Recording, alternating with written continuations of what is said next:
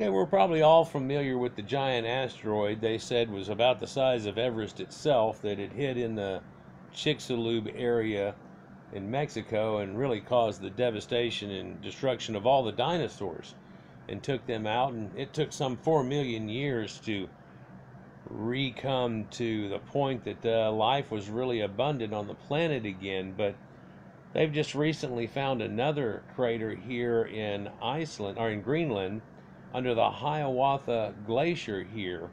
And interestingly enough, if you look, you can see at the end of it this extreme amount of runoff and a gouge that's run into here, and then it spills and runs out and runs on. And they're saying that a lot of this water had come out from that point. Testing that water showed something interesting we'll show you in just a minute, but if you were to take the ice away from this crater, it would look like this. It's a huge crater. Now, they were able to figure out the depth and the circumference of it and everything due to ice-penetrating radar, much like they use LiDAR and things like that today, but this isn't the same concept.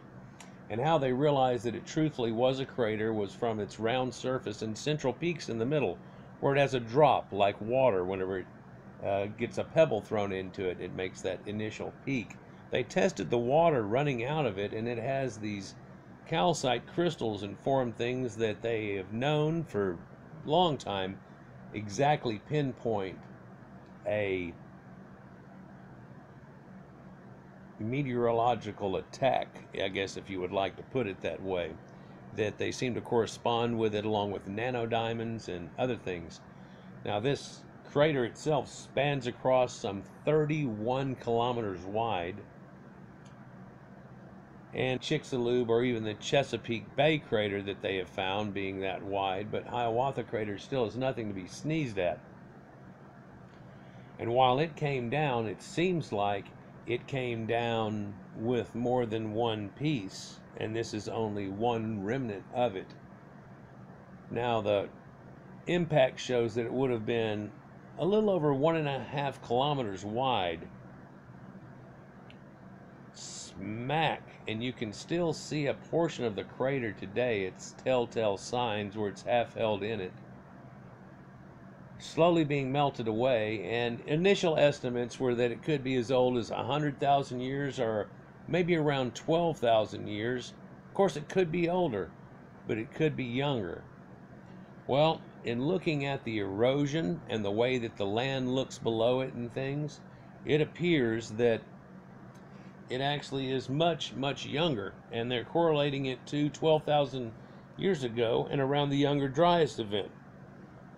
We've already seen a few other craters in the series of craters across North America, and it seems to end abruptly at what we believe was the North Continental American ice shelf that was there. And so if there was a series of them hitting the ground, i.e. a cometary or a meteoric fragment that broke into pieces, it could scatter it all across this whole region. And the reason we don't see a lot of them across North America is probably due to the flooding that was caused directly after it and washing it over. Much like on a beach, how the tide comes in and comes out, and it takes away most of anything that you've written and most of the architecture of any design that's there quite readily.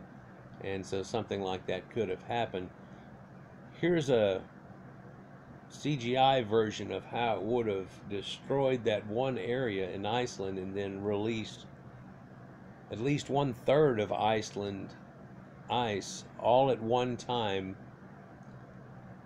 into the ocean. And it looks like whenever they gradient back onto it and looking at different types of soot and things that are connected to this, that it does go real close to 12,000 years ago. And in fact, they are pegging it as being a contributor to this Younger Dryas event that I've continually talked about, where the comet Inky had destroyed itself in pieces, and then now each year we run through this, through the Taurid Meteor shower, and another one earlier in the year, but we never notice it at night like the meteor shower we see at night at Taurus, which coincides with Halloween and the Day of the Dead. And it shows that the people a long time ago had gotten an idea of what had happened. And perhaps this idea of the Day of the Dead is commemorating not just who had passed in the last year, but those who had gone in before us. And also, it may pinpoint a time whenever most of humanity went before us. So it looks conspicuous that it's around that time, and there's starting to be far too many things pointing out to the possibility of this happening. Now, while the destruction area would have been about that size of the ring they show there, some 300-mile-an-hour gale force winds would have been. So you wonder what Earth has gone through and how we have amnesia to not remember some of the things that had all happened before in the past. Seems like if we go back before recorded history, we seem to just fade off into the distance. Now, as we check into it deeper and deeper and find out more and more, there may be a reason for an abrupt start and a restarting of humanity. Anyhow, I thought I'd just carry this along and show it to you. It's another confirmation of the Younger Dryas event, and something that I believe wholeheartedly in is what caused such a dramatic change on the planet. And not that it took out humans altogether, because we are still here, but we know that it took out large mammals from North America and across in the northern hemisphere of Europe also. From giant mammoths and cave bears, lion that they had at times, the horses that roamed all across North America, and the people that were in the Americas at the time before the Younger Dryas event, which comes before Clovis. And we've seen now how they've proven quite well that people were here before that Clovis event that they've been hanging on to for well over 100 years. Anyhow, guys, like, share, and subscribe, and enjoy, and we'll get on to more of this. I just had to throw this in whenever I saw this video. It's pretty nice and quite telling. Peace.